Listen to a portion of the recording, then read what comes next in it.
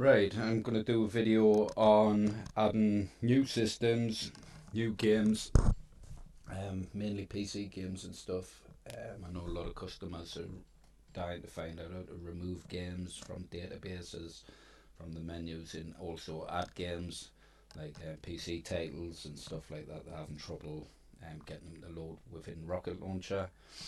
So then, what I'll do is I'll start going remove a system. So if I just go into HyperHQ,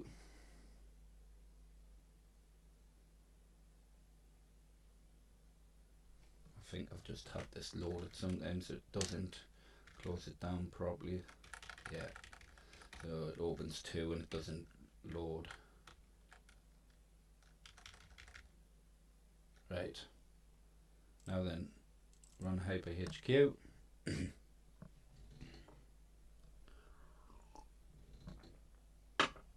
So then, let's remove from a main menu. Let's do Tekken 7. Just remove from database. Don't fully remove the install because I want to keep the database files. Right, now close that down. Now, when you load up my arcade systems, you'll come up with a Hyperspin menu. When you exit, it'll shut down, so there's no way out of that menu. So you would Alt and F4 out of Hyperspin. That will close Hyperspin down. You'll come to a black screen. Now that black screen will show up on the screen. You Control Alt Delete, go down to Task Manager, and then my systems are usually on 7.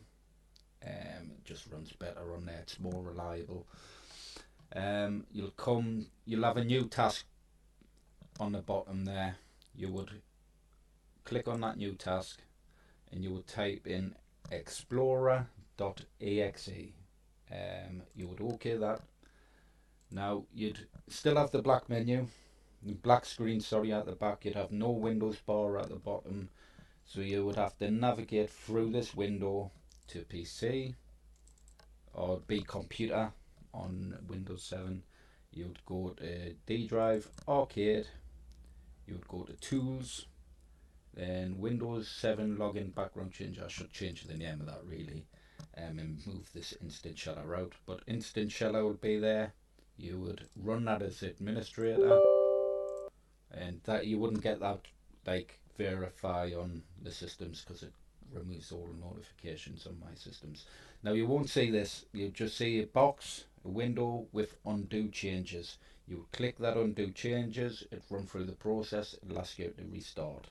So you close that down, you'd have your black screen, Control Alt Delete, and then at the bottom here you'll have a power button with a little arrow beside it. Click that arrow, restart or shut it down, either way, and then turn it back on, but just restart it. When it restarts the operating system, Hyperspin will load again. You can't obviously escape out of that because it'll shut the system down, so you would have to Alt and F4. If you wish, if you're doing tests through Hyperspin, you would go to D drive arcade. You'd have to Alt and F4 out of that, out of Hyperspin, to then go to Windows computer, D drive, then you would go down to HyperHQ. This is if you wish to mess on this way. I sometimes just always Alt and F4 out of it. That hasn't closed down again, so we'll go to Task Manager. For some reason it doesn't always exit out, it probably keeps it in the processes. Right.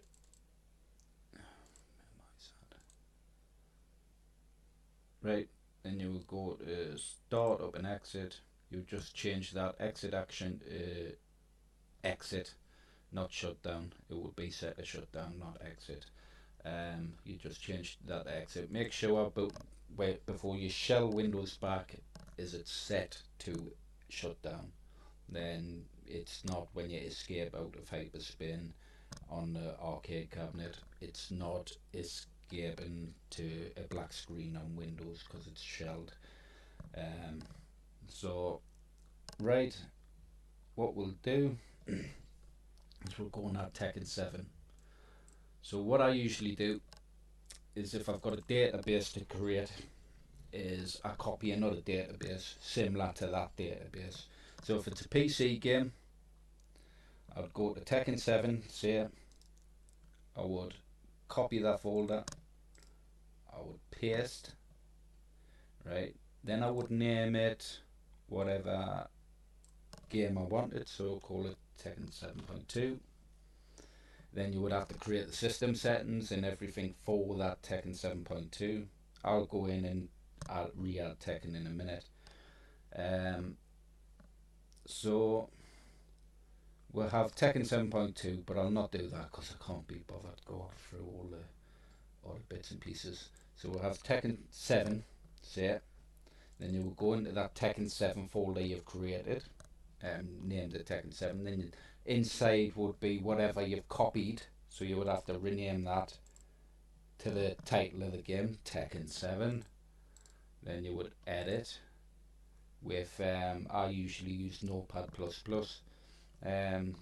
brings it up better. Then you would add the name of the game, and it would be Tekken 7, or whatever the ROM is called. If it's a ROM, then it would have to be the exact name of the ROM for Rocket Launcher to detect it in the ROMs folder. But you shouldn't be going adding loads of ROMs unless you've got the database coinciding with it, if you've downloaded a ROM pack as well as a database. If you want to get into it more, you can go in, add all your own ROMs, but the name's got to be exact to the ROM. The PC games, it doesn't matter because you're linking it to an .exe file. As long as all the names of your media is exactly to the name of the system, so it'd be Tekken 7, Tekken 7, Tekken 7. It's got to be exact. So the description could be anything you want, but obviously Tekken 7 is the most obvious thing to have it as. You can put a manufacturer in there, then put the genre. You don't have to. You can change that though. If it's not a fighting game and it's a shoot 'em up or anything like that, the year, I don't bother with changing the year, to be honest. So you would file and save that. So now you have a database for Rocket Launcher to recognize. That's important if you're going to load it up through Rocket Launcher. There's two ways you can load it up through HQ, HyperHQ, and direct from the exe file, which is easier. But if you want the controller mapping and stuff like that, in for it to launch in different ways, the game, you would do it through Rocket Launcher. So what I'll do is go to HyperHQ, then I will go to add menu, call it Tekken 7, and I'll have to remember, no, it doesn't, for a PC game it doesn't have an sub wheel. This main menu is an executable item, executable program. Alright, where did I have me Tekken 7 installed on my menu? Was it? I'll put it after Mortal Kombat.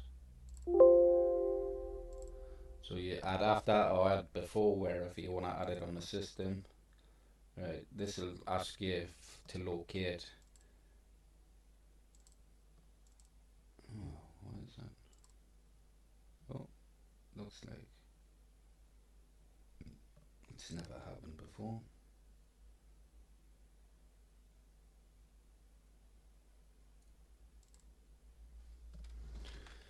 That's strange, I've never had HyperHQ crash. Let's close that down. This is why I never like using Windows 10. There always seems to be little glitches with Hyperspin. Never had that before. Let's see if it's added it. Tekken 7, it's there. So to launch it normally, you would you'd locate it to executable, so it'll be in PC games. I have Tekken 7 Ultimate Edition on here. You with a lot of new games, you don't just go to the standard application, which is there.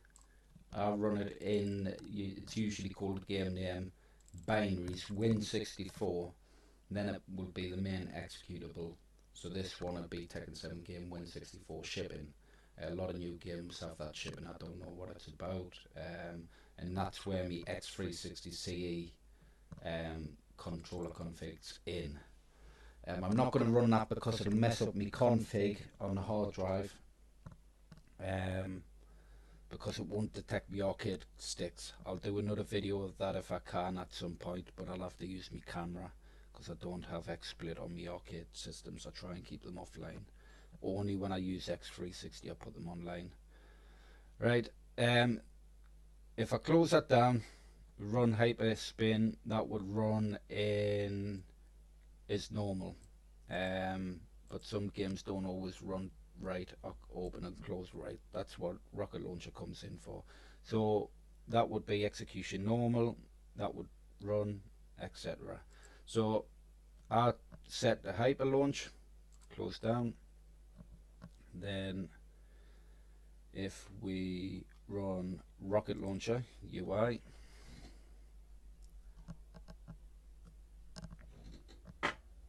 and then yeah, you have all different setups and stuff like that that you can change your things to. I've got a lot of emulators, I've got a sword.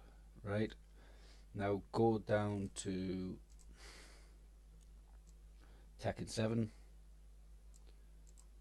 then you would check, usually the emulators don't need the ROM path, don't need it to launch the game and stuff, it's only to recognize in Rocket Launcher that it's there. So you'd set that as a PC game to PC launcher is your default emulator. Then for it to recognize in the module, you've just got to click audit. It will come up as a red box, don't worry about that. It will come up with that. It probably wouldn't launch in Rocket Launcher through Hyper Launch yet, because you've got to set the exe file, you've got to direct it. So you go to modules, PC launcher, then you go edit system specific module settings. Then, because obviously we removed it from the system, got to re-add it, so we'll go add. And this is the same if you're doing a wheel of PC games. If you create the database and stuff like that, add databases. So if I wanted to create a wheel menu, I'll show you that in a moment. So we've got Tekken 7. You would add the executable, and then would go games. PC games is where it's stored. Tekken 7 Ultimate. This is all the added extra DLC characters and stuff. Tekken 7 game, binaries, Win64. There's me X360CE. That goes in your executable folder. Obviously, a lot of the new games, there's an executable that is a launcher that launches up. You want the direct executable that launches direct into the game, so you don't have to use, on your arcade system, you don't have to use a mouse click OK to then launch the game. It would just launch direct into the game. So you would use that executable there. Now you have different launch options. I believe Tekken 7 is just direct launch. So exit method default. You can set it to use a button to quick escape out, but I'll set it to default. Make sure everything's defaulted.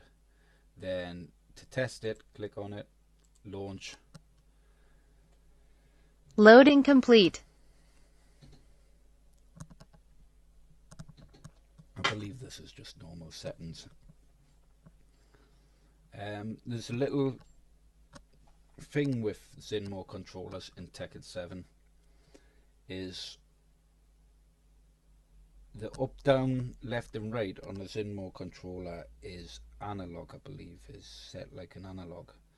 Now Tekken 7 on the menus, selecting your character, uses D-pad settings.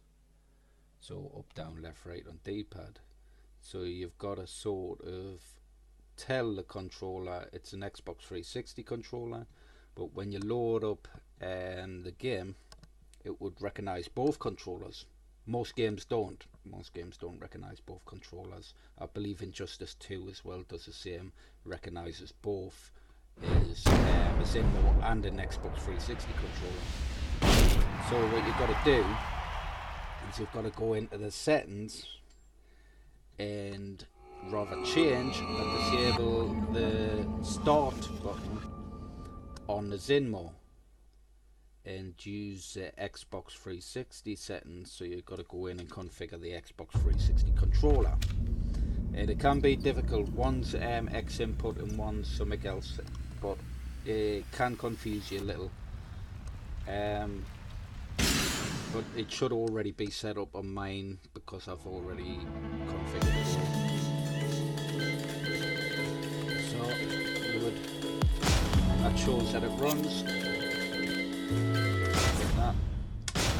So always check to make sure the game quits properly. Try the escape button. If it doesn't escape properly or you get an error message as it's loading, you've got to mess on with the brain's not with it. You've got to maybe set an app wait exe file, because some games have another menu load up, then the game runs in the background as an exe file. So you've got to direct it to that. So you would direct it to the games, then you direct it to the exe file, and then exit method would be process close wait app exe. That's what I usually do. That usually works quite well. But sometimes you've got to play on with the settings, the exit methods. Just make sure you know what your defaults are. Sometimes fade to title can be an issue with it, so you would have to go to settings and disable your fade settings fade. Then you would disable fade, and that fade in fade out, because that can sometimes be a pain in the ass. Or exit method, if we go back to modules, obviously a lot of PC games are in game, so you can set that to in game. That's usually another method. I'll just keep mine to default, so I think the escape button on the side exits the whole game, and it usually works out quite well for that. But most PC games will be in game as an exit method, because obviously you go back to the main menu, you exit, it closes it down. But some of them games that have two load boxes, you get a little black box, like a DOS box in the corner, and then I think it's like a crack or whatever working in the background that loads up, then it loads up the game. I think Dragon Ball Z and stuff like that, which take forever to bloody load, but they do load. Just games like that can be difficult, don't exit right. I'm sure that the reason why I removed Crash Bandicoot is because I had a lot of issues with that exiting or loading in. And make sure you run your game. When you run your game, you load up the game first and just set it to full screen within the game, because windowed mode and that can cause issues as well. As it loads up, it'll put it in the background instead of bringing it forward to the screen, and you'll just see the Hyperspin main screen on the front, and you'll hear the game running in the background, which can cause issues. So then, where were we? So that would be the full setup of adding the system. If you want to remove a system, just go to HyperHQ, main menu wizard, and always just keep the databases on there. You go click on it and just remove from database. If you want to remove a game, say a game that's not working, load up Rocket Launcher, or you could go direct into the database of the game. So let's say we want to go PC games, and then go to games, order them games, and let's have a look. Crazy Taxi. I'll not remove it, but I'll show you how to. I haven't got it on there. I used to have 2 Skullgirls, and one wouldn't load the Wii lot, and I don't know why it was duplicated on there. But there's the games. That's the games on that system. So you would go to edit database, and this works if you want to add games or remove them. So what you do is you say if you wanted to add, which is coming up soon, the new Mortal Kombat 11, and you wanted it in the PC games list menu, not just on the main menu, but you wanted it in this list. So from that game there to underneath that game, right? That's one system. That's one game, right? All that code there is one game. So you can delete that out. I'll control X it, so cuts it. Then you would delete that string there, bring it up. Then that game will be out. That will be, if I save that game will be gone. Right? Now we'll copy that. What we'll do is we'll Control V and bring that down. Right? So hit enter, bring that down there so it meets up the line. So that's adding a system there. So you would name that system. You could copy it as well. So if I went there, click copy, and then hit enter and click paste. Now that would put 2 Mortal Kombat Complete Editions on. So you would rename that after adding your game, says Mortal Kombat 11, and then name that is a description Mortal Kombat 11. That would add that system on there. So when you audit it, I'll delete that out. I'll close that and not save it. Actually, I will save it. Enter. So we'll call that Mortal Kombat 11. Why not? I don't have Mortal Kombat 11, but I'll show you a wave. And so we'll file and save that. Then when I audit, it will come up Mortal Kombat 11 and read it out. I haven't set up the ROMs and things. That'll always be read it out unless you set it up within the ROMs folder and set a shortcut to recognize them games. So it'll just be in like a zip file called Mortal Kombat 11. Rocket Launcher will recognize that, but it'll not load that. How you do it is obviously the same way we've done before. Go to PC Launcher, Auto Arcade, then edit specific settings, then you go to add. Then you would add Mortal Kombat 11. So Mortal Kombat 11 is there. Skullgirls isn't on there. What is that? Doesn't matter. It loads. I know it loads. So you would go to application. You go to arcade.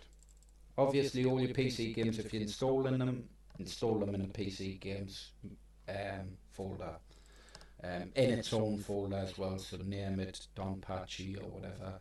Then we'll go down to Mortal Kombat 11. Then we'll go to the direct to the exe file.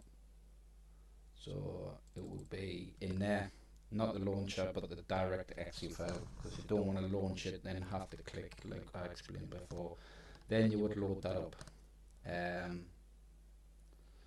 So you would test that. That would add. And it's the same way of doing single systems and stuff like that. Just make sure your media is named the same. The media's got to be named exactly the same throughout the system. So your wheel art, your videos, and your themes.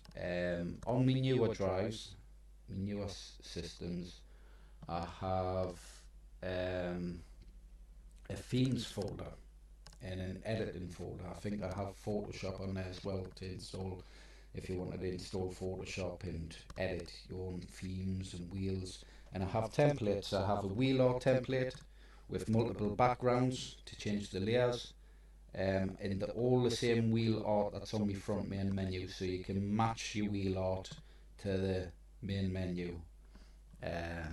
So simply use just copy and pasting PNG files of your actual logo of the game. So I'll escape out of it. I'll have to enter into it and escape. Right, so that's how you set up the game. I'll remove that and I'll remove it from the database. So if what you do is highlight from game to game, backspace, backspace, backspace, file, save, close down, and order the games again, removes it out of there. Right, so that's how you remove a game. And that's it. And that's it for it all. If you're interested in purchasing, we do have some special offers on at the moment on stand-up units. Not on our Hyperspin machines. Well, it is on our Hyperspin machines, but we have 850, I believe, a stand-up unit with a Raspberry Pi, upgrade 32 gig, and then we've got the 120 up to 128 gig SD card. I believe 15,000 plus games on there. But a lot of people are interested in the Hyperspin. That's what I'm doing a video on. I mean, they're very, very, very popular at the moment.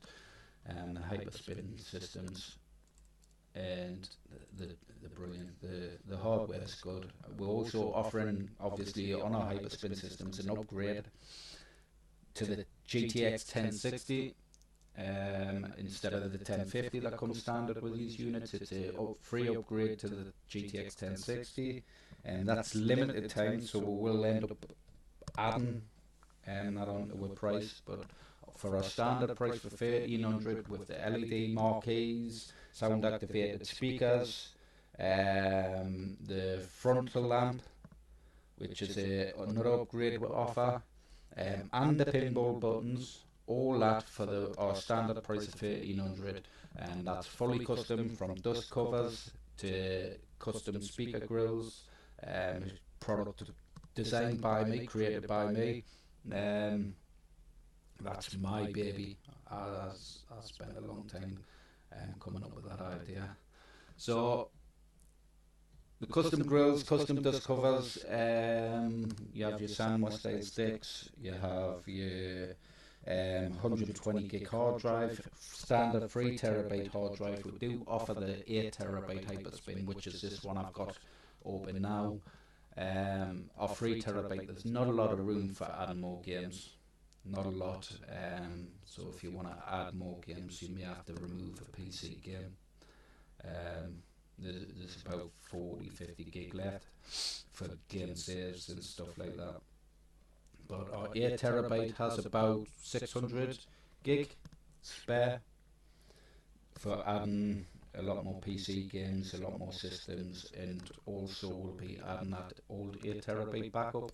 If you don't have the old 8 terabyte backup, I have a FTP link to them files. So just ask us for the link and I'll get that to you. But they're not in an order, they're all over. Then like everything seems to be in the arcade folder. I didn't compile it, someone else did. But this is my compile. I've needed everything up and removed all the crap and stuff. So yeah, we'll have them, like I say, for £1,300. We'll have the 8 terabytes, I believe. I can't think, it's not in front of us at the moment. But we'll have 8 terabytes also on offer with the frontal lamp and stuff. All custom design. If you want to create your own, just ask us for a template. So, quick one. Obviously, if you want to get back to the Windows, is go into Arcade Tools. Remember to go back to HyperHQ and set that. It's not going to load again, is it?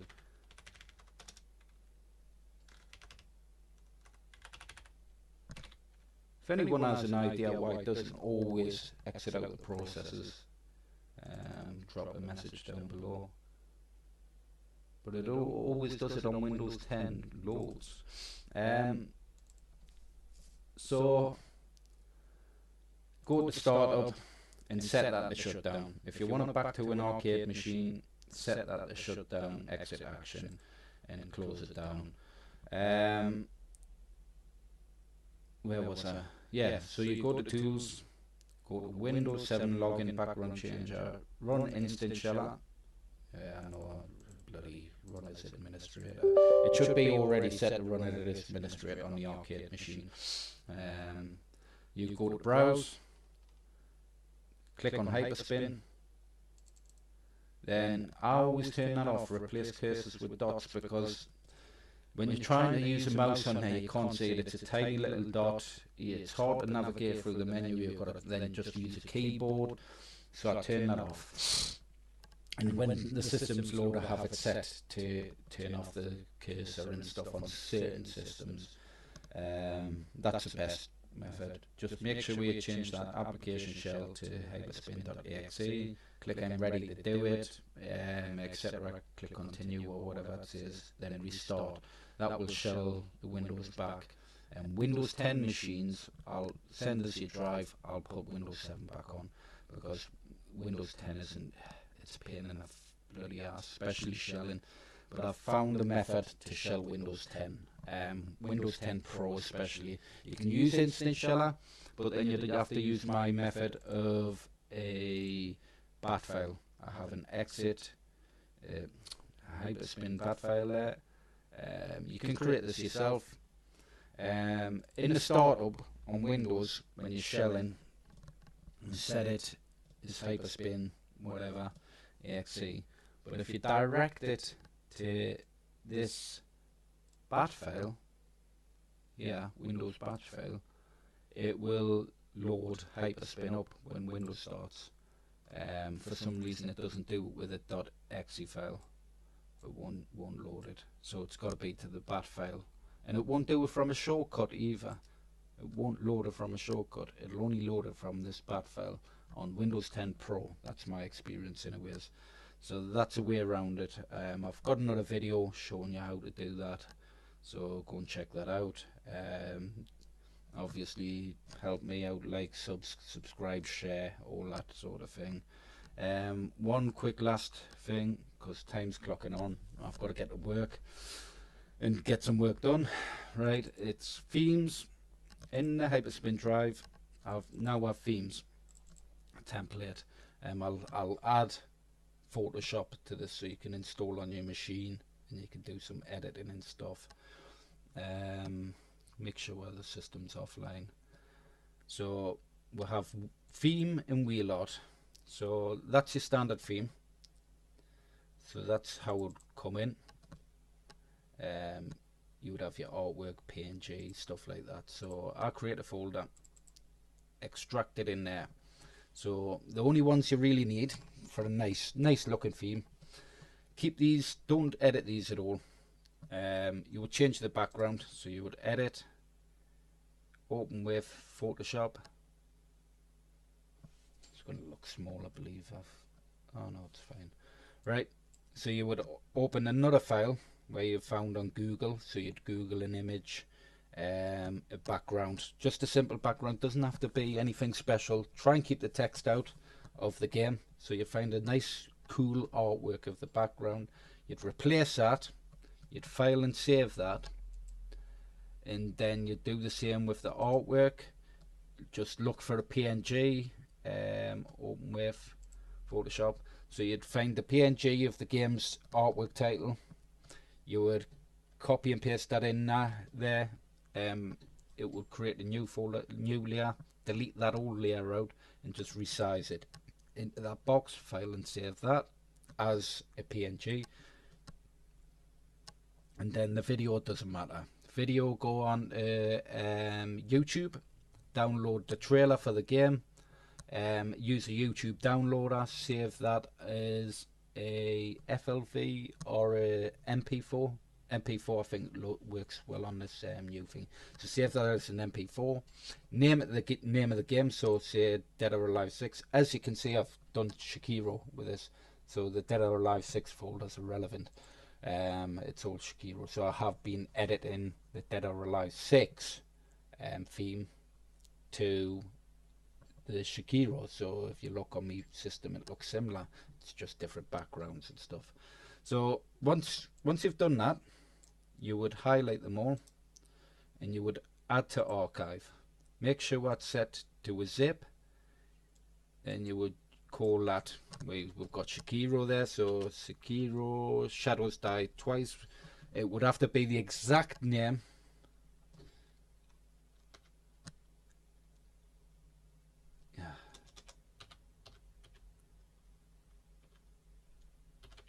It would have to be the exact name of the system, of that game, of that menu. So it's all got to be exactly the same, the names of everything.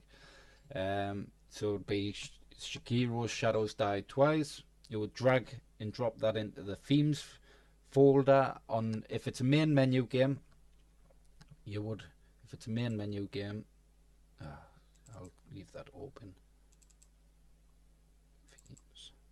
So we'll go to Start menu, Computer, D drive, Arcade, Media,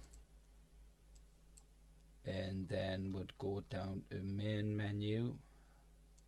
So if it's on the main menu, you just drag and drop that into the themes folder. As you can see, all these systems, if it's just a self-loading theme that you're doing, say like a PC game, I know you want it on the front menu, then you would drag and drop that into here.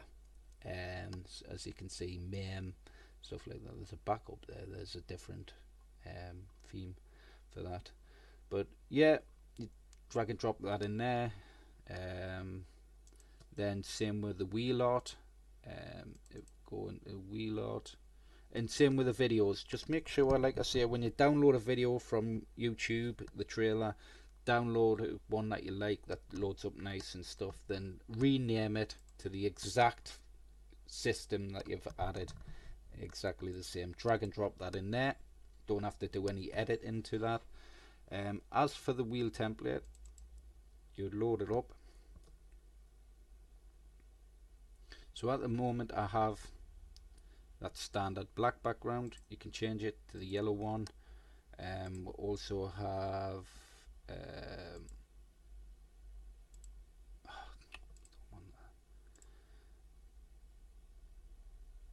so I have a folder of different backgrounds there, all different styles. If you wanted,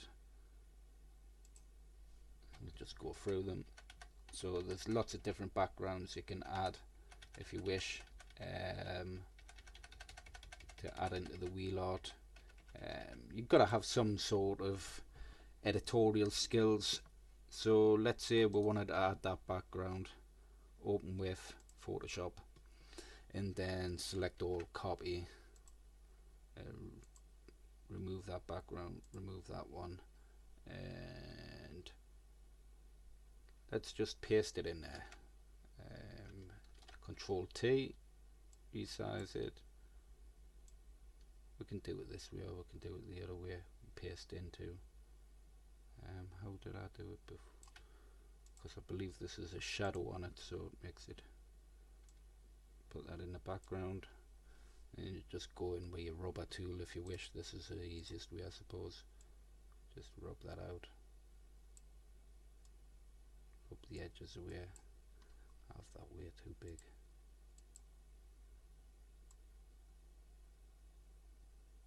Here we go, neat it up a bit. There we go. And then you would just open up your PNG file of the name of the game for your wheel art. Paste that in there. You'd go to File, Save As, save it as a PNG, and name it. Let's do the Devil May Cry one a second. Open with Photoshop just to show you. So let's say that Control A, Control C for copying. So select all, Control C, Control V. Right, it's pasted in there, but it's too big. So you Control T, drag it down, and there it is. See, so it's massive, massive PNG. And it's obviously that layer 2 there. You drag it, keep dragging it down until you get the right size that you want. And I would put it about there, apply that, and I drag that up to the first layer, and it puts it on there. Looks cool, simple, you know. If you want to play around, change all the wheel arts and stuff like that to your own personal stuff, you can. You'd file, save that, and we'll save it as a PNG, and we'll call it the name of the system, so it'd be Dead or Alive 6, but it's got to be exact. That's why I always go into the database, copy the actual name of the database, and use that copy of that database throughout all the text. So we'll save that as a PNG. Okay, then you would add that. If we go into go back, so we drag and drop that into images and into wheel. So we'll just drag that over. That would then replace or just add it in there. So let's have a look, Dead or Alive 6. So yeah, that would then replace that wheel art there, and then you would just load Hyperspin, and that wheel art would load instead of the one that you've got. So as you can see, Dead or Alive 5 was on there. That hasn't got the same type of wheel art, but we don't have that on the main menu. We'll have that in PC games. So like I say, there's a ton of wheel art in there already, of systems that's not set up yet. There's like hundreds and hundreds there. I believe 562 items in there already. Some are duplicates and backups of older wheel art and stuff. But yeah, that's it. I hope I haven't sounded too much of an idiot, because I don't do these sorts of videos. Like I say, check out me stuff on YouTube, or me other videos on here. Check out, it's on Facebook, SHAR-KADE.mods, Dean Sharky on there. I do offers and stuff for people direct, so I usually speak to customers direct on there. It makes it easier. It gets a bit more friendly that way. You get to know the customer more, get to know what their ideas are, sort of design things around their character type thing. I sort of work with a customer really well that way, get an understanding of what their view is. I mean, emails you can only show so much. Same with eBay. We've got offers on eBay, but it's always best to contact us direct. We'll have the website, SHAR-KADE.com. We'll have the email, dean@SHAR-KADE.com. We'll have the SHAR-KADE eBay sale page. I'm on Twitter and stuff like that, but I don't really use it for that. Talking to people, but direct, things are usually cheaper that way, because you can save around 10% ordering direct from us.